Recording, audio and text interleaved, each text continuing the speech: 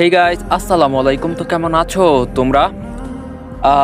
তুই আমার শোক পার্ট 2 নিয়ে এসে পড়ছি, তো শুরু করা যাক। রাফি ভাইয়া খবরদার আমার কাছে আসবে না। রাফি মুচকি হেসে বলল, আমি কি অন্যায় করে ফেললাম আপামনি? মারিয়া বলল, আমার বিদায় বেলায় তুমি আমার কাছে আসোনি। ওরে বাবা, তাই রাগ করেছিস? আচ্ছা সরি। মারিয়া বলল, ঠিক আছে, এবারের মতো মাফ করলাম। আচ্ছা তোমরা সবাই এলে, মিম কোথায়? ওকে কোথাও দেখছি না কেন? মিমের কথা শুনে রাফির হাসি মুখ নিমিষেই খারাপ হয়ে যায়। চাপা নিঃশ্বাস ফেলে বৃদ্ধা আঙ্গুল দিয়ে একটা ভুরু চুলকে নেয়। মারিয়া আবার বলে, ভাইয়া মিম কি আসেনি? তখন রাফি কিছু একটা ভেবে বলল, এসেছে তো। তাহলে কোথায়? তখন রাফি বলল, আছে হয়তো বা কোথাও। রাফি আরো কিছুক্ষণ কথা বলে স্টেজ থেকে নেমে আসে। এর মাঝে আবার মিমের মা রুবি হন্তদন্ত হয়ে আসে রাফিকে সামনে পেয়ে বলে, রাফি মিমকে দেখছিস? বলতো এত বড় মেয়ে নিয়ে কি করি?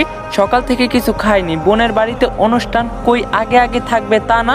এম সাহেবকে খোঁজার জন্য লোক লাগছে, অনেকক্ষণ হলো কোথাও দেখছি না, তুই কি দেখছিস? রাফি মাথা নেড়ে বলল, না ছোট মা, আমি মিমকে দেখি নাই। আচ্ছা পারলে একটু খুঁজে দে তো, আমাকে মারিয়া শাশুড়ি ডাকছে, কোন আত্মীয়র সাথে নাকি পরিচয় করাবে।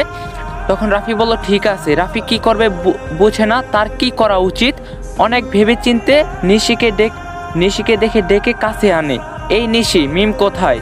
নিশি বলল, ভাইয়া মিম অনেকক্ষণ হলো ওই পিছনের কর্নারের ওয়াশরুমে গেছে, এখনো আসেনি। বলল, কতক্ষণ হলো গেছে? নিশি বলল, আসার পরই। আসলে গাড়ি থেকে ওর চোখ দিয়ে পানি পড়ছিল, চোখ খুব লাল হয়েছিল। মিম বলল, কলেজে পড়তে গিয়ে নাকি লেগেছে, তাই ওয়াশরুমে পানি দিতে গিয়েছে। তখন রাফি বলল, আচ্ছা আমি দেখছি। তারপর রাফি ওয়াশরুমের রাস্তায় হাঁটে। একটা ওয়াশরুম থেকে পানি পড়ার শব্দ হচ্ছে। রাফি ওয়াশরুমের কিছুটা দূরে দাঁড়িয়ে রইল চুপচাপ। মেয়েটা কাল রাতে অচানকভাবে জড়িয়ে ধরছিল, যেটা কিনা খুব বেশি বাড়াবাড়ি হয়েছিল। রাফি কড়া কথা শুনিয়েছে, যার ফলেই তিনি খাওয়া নাওয়া ছেড়ে দিয়েছে। রাফি গম্ভীর মুখ করে দাঁড়িয়ে থাকে। মিমের বুকে প্রেমের অনল দাউ দাউ করে জ্বলে, গলায় প্রেমের বিষাক্ত কাঁটা আটকে আছে, না পারছে গিলতে, না পারছে ফেলে দিতে। প্রেমে পড়লে যে যন্ত্রণা সহ্য করতে হয় এটা সবার জানা, কিন্তু একতরফা প্রেম যে যন্ত্রণা সেটা হয়তো সবার জানা না। একতরফা প্রেম, প্রিয় মানুষটাকে কাছে থাকলেও কথা বলা বারণ, পাশে বসে হাত ধরা বারণ, মন খারাপ হলে জড়িয়ে ধরা মানে ঘোরতর অপরাধ, যেটা কিনা কাল রাতে মিম করে ফেলছে। কাল রাতে আড্ডার পর মিম তার নিজের রুমে না গিয়ে মারিয়ার রুমে যায়। রুমটা খালি দেখে মিমের খারাপ লাগে। আপুর সাথে কত দুষ্টামি, কত ঝগড়া, সব অভিমান শেষে মারিয়াই মিমকে বুকে টেনে নিত। খুব ভালোবাসে যে তার ছোট বোনটাকে। তখন মিমের নিজেকে খুব একা লাগলো। তখন মিমের কারোর সঙ্গ প্রয়োজন। মিম কোনো কিছু না ভেবে রাফির রুমে ঢুকে যায়। অন্ধকার রুম থেকে বারান্দার হালকা চাঁদের আলোয় প্রিয় মানুষটার ছায়া দেখা যায়। মিম বুকে সাহস নিয়ে এগিয়ে যায় বারান্দার দিকে। সিগারেটের গন্ধে চারিপাশ ভরে আছে। মিম এই প্রথম সব লজ্জা ভুলে আলতো করে পিছন থেকে জড়িয়ে ধরে। রাফি কোনো প্রতিক্রিয়া করে না, চুপচাপ দাঁড়িয়ে থাকে। সে মিমের এই নরম হাতের প্রতীক্ষায় দাঁড়িয়েছিল। মিমের হাতে রাফির বুকের টিপ টিপ শব্দ লাগছিল। মিম আরেকটু শক্ত করে জড়িয়ে নেয়। রাফি আস্তে করে মিমের হাত দুটো বুক থেকে সরিয়ে দেয়, মিমের দিকে ফিরে তাকায়। রাফি শান্ত চোখে মিমকে এক পলক দেখে চাঁদের দিকে তাকায়, গম্ভীর গলায় বলে, মিম তুই কি চাস বলতো? নিশ্চুপ হয়ে রাফির দিকে তাকিয়ে থাকে। মিম, আমার সাহসের সীমা আজকে অতিক্রম করে ফেলছিস। মিম কিছু না বলে অপলক দেখে, যেন আজকেই শেষ দেখা। রাফি আগের মতো শান্ত দৃষ্টি মেলে বলে, এভাবে তাকিয়ে আছিস কেন? মিম এবার মুখ খুলে বলে, এমনি।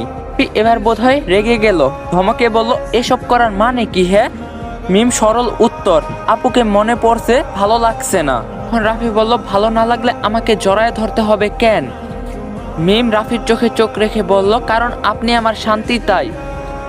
এমন সোজাসাপটা কথায় রাফি যেন আর কথা খুঁজে পেল না। খানিকক্ষণ চুপ থেকে বলল, আমি চলে গেলে কি তুই খুশি হবি রে মিম? রাফির এমন কথায় মিম চমকে তাকায়।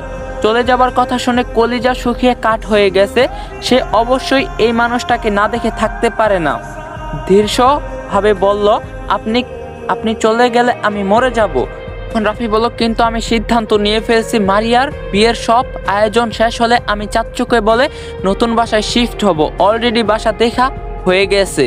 মিমের চোখ বেয়ে পানি পড়লো। সামনের শ্যামবর্ণের লম্বা পুরুষটিকে দেখলো। ঠোঁট কেঁপে উঠল। মিম কান্না আটকানোর জন্য দাঁত দিয়ে ঠোঁটে কামড়ে ধরলো। কাপা কণ্ঠে বলল, আপনি আমার জন্য চলে যাচ্ছেন? রাফি মাথা নেড়ে বলল, হ্যাঁ, সুস্থ স্বাভাবিক মানুষ কখনো এমন জঘন্য আচরণ করতে পারে না, কিন্তু তুই প্রতিনিয়ত এমনটাই করছিস। প্রচন্ড বেহায়া হয়ে যাচ্ছিস আজকাল, সাথে অভ্যাসও। মিম চোখের পানি মুছে বলল, আমি জানি আমি খারাপ, তাই বলে চলে যেতে হবে? তখন রাফি বলল, হ্যাঁ। তখন মিম বলল, প্লিজ এটা করবেন না। তখন রাফি বলল, না করার কোনো কারণ থাকলে অবশ্যই করতাম না। তখন মিম বলল, আচ্ছা, আপনি যা বলবেন আমি তাই করব, তাও প্লিজ বাসা ছেড়ে যাবেন না। তখন রাফি বলল, আমি যা বলবো তুই কখনো তা শুনবি না আর মানবিও না। মিম দ্রুত মাথা দুদিকে নাড়িয়ে বলল, আপনি যদি আপনার কথা শোনার জন্য এই বাসায় থাকেন তাহলে যা বলবেন তাই শুনবো। রাফি শান্ত গলায় বলল, তুই ভেবে বলছিস তো? মিম প্রচণ্ড সিরিয়াসভাবে বলল, সত্যি আমি রাজি। তখন রাফি দু হাত ভাঁজ করে দাঁড়ায়, আজকে থেকে আমার থেকে দূরে থাকতে হবে। আমার কাছে ভুল করেও আসা যাবে না, আমার রুমে আসা যাবে না, আমার সাথে কথাও বলা যাবে না। আর হ্যাঁ, তোর ওই নির্লজ্জ বেহায়া নজর দিয়ে আমাকে দেখা যাবে না। সবগুলো যদি মেনে নিতে পারিস তাহলে বাসায় থাকবো, আর যদি না মানতে পারিস তাহলে আমি বাসা ছেড়ে চলে যেতে বাধ্য হব। এখন তুই ভাব কি সিদ্ধান্ত নিবি? রাফির শর্ত শুনে মিম পাথরের মতো জমে যায়। এ কি শর্ত দিচ্ছে এই ছেলে? এই ছেলের মুখ না দেখলে তো মিম মারা যাবে। দুদিনে মিমের প্রাণ দেহ ছেড়ে পালাবে। আর এই ছেলে কিনা বলছে মিম যেন তাকে না দেখে। মিম ফুপিয়ে ওঠে, কান্না গলায় ধলা পাকিয়ে উঠেছে, নিচের ঠোঁট সামান্য ফুলে কেঁপে ওঠে। এটা আপনি কেমন শর্ত দিলেন? আপনার কাছে না আসলাম, না কথা বললাম, কিন্তু না দেখে কিভাবে থাকবো? তখন রাফি বলল, না দেখেই থাকতে হবে, পারবি তো? মিমের নিচের ঠোঁট আবার ফুলে ওঠে আর সমান্তলে কাঁপতে থাকে, আকুল হয়ে বলে, আমি মারা যাব তো। তখন রাফি বলল, ওকে, তাহলে বাসা ছাড়তেই হচ্ছে। মিম মিনতি করে বলে, প্লিজ দূর থেকে একটু দেখব। তখন রাফি বলল, আমার দিব্যি, তুই লুকিয়ে আমাকে দেখবি না, ওকে? মিম ভেবে দেখলো রাফিকে আটকানোর এই একটাই পথ।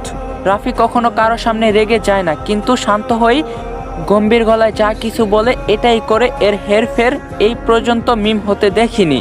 আর রাফির যত রাগ সব মিমের উপর। মিমের সাথে যেভাবে রেগে যায় অন্য কেউ হয়তোবা কখনো এই রূপ দেখেনি। মিমের সাথে এত রাগ কেন রাফির? দু হাতে চোখের পানি মুছে বলল, সব শর্ত মানবো, এবার যাওয়া বন্ধ তো? তখন রাফি বলল, হ্যাঁ বন্ধ। তখন মিম বলল, এবার 5 মিনিট দেখি, আর কখনো দেখবো না প্লিজ। রাফি কিছু বলে না, শীতল চোখে মিমকে পর্যবেক্ষণ করে। মিম রাফির এই শীতল দৃষ্টি সহ্য করতে পারে না। প্রায়ই দেখে রাফি এভাবে তার দিকে তাকায়। এই দৃষ্টিতে তখন কি থাকে বোঝা মুশকিল, কিন্তু থাকে কিছু একটা, যেটা কিনা মিমের বুক কাঁপন ধরিয়ে দেয়। মিম চুপচাপ রুম থেকে বেরিয়ে গিয়েছিল। আজকে ভাগ্যক্রমে রাফির গাড়িতেই মিমের উঠতে হলো। অন্য কাজিনরা উঠবে তাকেও জোর করে উঠিয়েছে। মিম বেশি ভানমনো না করেই উঠে গেছে। এখন পর্যন্ত কেউ জানে না যে সে রাফিকে খুব ভালোবাসে। গাড়িতে ওঠার পর মিমের অবস্থা খারাপ। সে রাফিকে চাইলেও আজকে দেখতে পারে না, কিন্তু কাল রাতের কথার পর আর দেখা সম্ভব না। তাহলে যদি সত্যিই চলে যায়, না রাফির আশেপাশে আছে এই স্বস্তি। মিম এই বলে মনকে বুঝ দেয়, কিন্তু মন তাকে অন্য কথা শোনায়। রাফিকে দেখার আকুল আবেদনে রাজি করে। মিম এই বিরহে কাতর হয়ে চোখের জল ফেলে। নিশি কয়েকবার নিচু স্বরে জিজ্ঞাসা করছে কি হয়েছে, কেন কাঁদছে, কিন্তু মিম অজুহাত হিসাবে বলছে কাজল লেগেছে তাই চোখ জ্বলে। কিন্তু লেগেছে তো অন্যখানে, যেখানে ঠিকানা কেউ জানে না, যার জানার কথা সেও ফিরে চায় না। তখন শিহাব গান প্লে করে, আগে যদি জানতাম তবে মন ফিরে চাইতাম, এই জ্বালার প্রাণে সহে না, এই জ্বালার প্রাণে সহে না। এই গান যেন মিমের বুক সুপ্ত আগুনে কেরাসিন ঢেলে দিল। অসহ্য যন্ত্রণা নিয়ে চোখে টিস্যু চেপে বসে রইল। হাই পাষাণ পুরুষ এক আকাশ ভালোবাসা বুঝল না। দরজার নক করার শব্দে মিম কল্পনা থেকে বাস্তবে ফিরে আসে। চোখ মুছে দরজা খোলে। দরজা খুলে যাকে দেখে তাকে এই মুহূর্তে সে আশা করেনি। কিভাবে আশা করবে যে কিনা গতকাল রাতেও সামনে যেতে নিষেধ করছে এবং এখন স্বয়ং তার সামনে দাঁড়িয়ে আছে। মিমের লাল চোখ দেখে রাফি যা বোঝার বুঝে নিল। রাফি একটু দূরে গিয়ে দাঁড়িয়েছে। মিম বুঝতে পারলো কিছু বলতে চায়। মিম মাথা নিচু করে এগিয়ে যায়। তখন রাফি বলল, এসব করার মানে কি? মিম নিশ্চুপ দেখে রাফির মাথা বিগড়ে যায়, তাতে দাঁত চেপে বলল, কি প্রমাণ করতে চাস? সবাই তোর দিকে অবাক হয়ে তাকায়। মিম, প্লিজ ট্রাই টু আন্ডারস্ট্যান্ড, এসব তোকে মানায় না। তখন মিম বলল, আমি মরে যাচ্ছি আর আপনি মানা না মানা নিয়ে পড়ে আছেন। তখন রাফি বলল, পাগলামি বন্ধ কর, দেখবি সব ওকে। মিম রাফির চোখে চোখ রেখে বলল, আমি মরে গেলে আপনি কি বেশি খুশি হবেন? রাফির বুকে ক্ষুদ্রভাবে সুয়ের খোঁচা লাগলো। জিভ দিয়ে ঠোঁট ভিজিয়ে বলল, আচ্ছা দূর থেকে দেখবি, কাছে ঘেসবি না একদম। রাফি দ্রুত পায়ে সামনের দিকে চলে যায়। পিছনে কান্নারত মেয়েটার রক্তিম মুখে হাসি রেখা ফুটে ওঠে। মিম এক হাত বুকে রেখে মনে মনে শুকরিয়া আদায় করে। নূরজাহান বেগমের স্বামীর নাম আমিনুল শিকদার। এক সময়ের আর্মি অফিসার ছিলেন, এখন বর্তমানে অবসর নিয়েছেন। ওনার চেহারা, শারীরিক গঠন সব দিক দিয়ে খুবই সুদর্শন, এক দেখায় যে কারো নজর কেড়ে নেয়। আর একমাত্র ছেলে শিহাব শিকদার বাবার মতোই শারীরিক গঠন পেয়েছেন আর মায়ের মতো গায়ের রং। বর্তমানে ইসলামিক ব্যাংকে কর্মকর্তা। এই 1 বছর হলো চাকরির বয়স। আজকে শিহাবের কাজে মন বসছে না।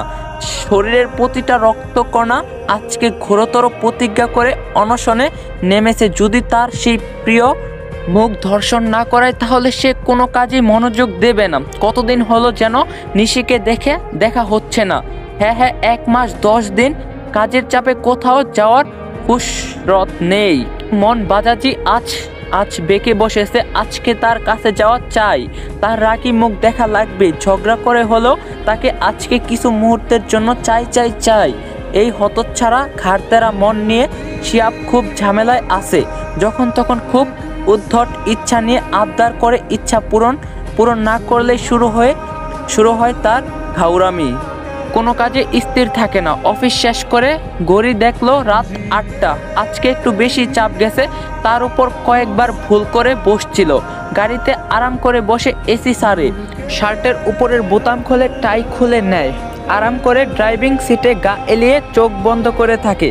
কিন্তু এই আরাম মন বাবাজির বুঝি সহ্য হলো না। সে নতুন করে ফুঁসে উঠে বলল, বাবার টাকায় কেনা গাড়ি, এসি কি খুব আরাম রে শিহাব? নিজেই শুধু আরাম পাবি তা তো হয় না, আমাকেও একটু শান্ত কর। শিহাব ভুরু কুচকে মনের গোপন বাসনা শুনলো, তারপর হাসলো। মনকে একটু প্রশ্রয় দেওয়াই যায়, এতে অবশ্য মনটা কন্ট্রোলে থাকবে। তারপর নাহার খালার বাসার উদ্দেশ্যে গাড়ি ছুটালো। আধা ঘন্টার মধ্যে তাদের বাসার নিচে পৌঁছে মোবাইল হাতে নিয়ে নিশিকে ফোন লাগালো। এই বদ মহিলা, আকাম কুকাম করে এখন বাসায় বসে আসিস? 2 মিনিট সময় দিলাম, তাড়াতাড়ি বাসার নিচে নাম। 1 সেকেন্ড লেট হলে ঘুম হারাম করে দিব ফার্স্ট। নিশি আচমকা এমন হুমকি শুনে চোখ বড় করে তাকালো। ওমা, তাকে এমন হুমকি দেবার মানে কি? এমন কি করলো যে সোজা তার বাসার নিচে চলে আসছে? নিশি দাঁতে দাঁত চেপে আল্লাহর কাছে ফরিয়াদ করলো, আল্লাহ গো, এই কেমন খালাতো ভাই দিছো আল্লাহ? আমার জীবন তো তেন্ন করে দিতাছে। আমি কি এমন পাপ করছিলাম যে এমন জল্লাদ বিটকেল আমার খালাতো ভাই? এসে গেট দিয়ে বের হয়ে গাড়ির গ্লাসে টোকা দিল। শিহাব গ্লাস না খুলে ঢোর খুলে দিল। নিশি কপাল কুচকে বলল, গাইস, আজকের পার্ট 2 এখানে এন্ড করতেছি। যদি ভিডিওটা ভালো লাগে বেশি করে লাইক দিবেন। ভিডিওর লাইক টার্গেট 2.5K। যদি 1 ডে কমপ্লিট করেন তাহলে কালকে পার্ট 3 পেয়ে যাবেন। তো ভিডিওটা সবাই ফটাফট লাইক দেন। যদি পার্ট 3 লাগলে কমেন্ট করেন।